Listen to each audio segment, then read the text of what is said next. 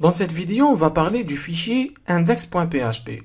Ce fichier il est un peu spécifique. Pourquoi? Quand on demande une page sur WordPress, WordPress va chercher le template le plus spécifique.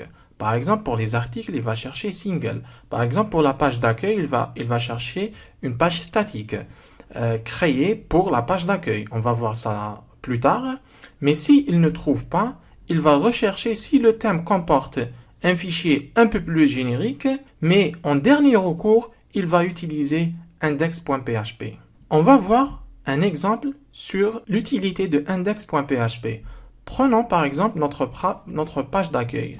Notre page d'accueil est une page qui n'a pas un template spécifique. Elle n'a pas un modèle de page. Si vous avez remarqué, sur les pages, on ne trouve pas de page d'accueil. Normalement, il est indiqué que, par exemple, la page d'exemple est une page d'accueil. Je vais aller sur Réglages, sur Lecture. Qu'est-ce que je trouve?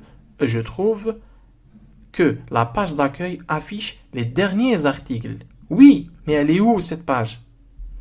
Est-ce qu'elle est sur la page, sur les pages template? Non. C'est pas le cas. Où est-ce que cette page se trouve? Maintenant, je vais faire un test sur le choix d'une page statique. Je clique sur une page statique, ça s'active. La page d'accueil, je vais choisir qu'elle soit la page d'exemple. Je vais enregistrer les modifications. Très bien. Je vais actualiser pour voir et ça change. Donc, j'ai la page d'accueil.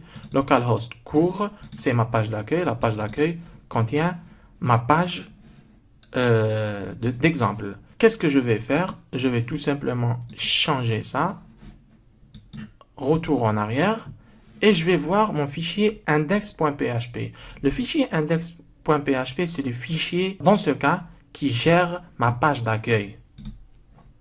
On va voir index.php. J'ouvre.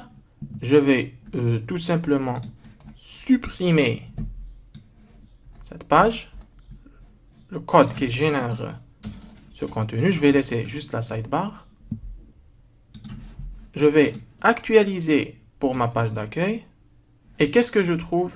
Je trouve que la sidebar. Je supprime la sidebar aussi. Donc voilà, c'est la page index.php, le fichier index.php qui gère ma page en ce moment.